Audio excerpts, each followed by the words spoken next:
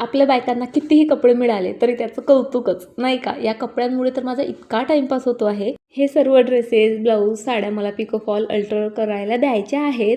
त्यामुळे कबर्डमध्ये काही मी ठेवल्या नाहीत आणि जी करून देणारी आहे ती बोलली थांब 2 दिवस. सो 2 दिवस हे इथेच बेडवर आहेत आणि त्यामुळे काय होतं आहे, घालून पहा ठेव, घालून पहा ठेव. त्यामुळे भरपूर टाईमपास झाला. बेडरूमची अवस्था बघितली ना तुम्ही? ते आवरायचं आहे, पण त्याआधी बघा मस्त नवीन नवीन ज्वेलरी आणली. म्हटलं तुमच्यासोबत आधी शेअर करते.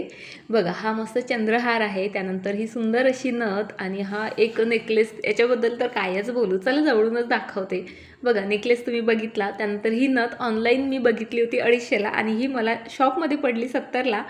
त्यामुळे ऑनलाईन शॉपिंगच्या आधी जरा आजूबाजूला मार्केटमध्ये फिरून बघत जा. आणि हा छोटासा क्लचरही घेऊन आली, कारण वेळेवर मॅचिंग शोधायला गेलं ना तर मिळत नाही. आणि या लिपस्टिकबद्दल तर कायच बोलू, ही झुडिओमधनं फक्त 150 रुपयाला घेऊन आलेली आहे मी लिपस्टिक. इतका सुंदर शेड आहे ना की काय सांगू.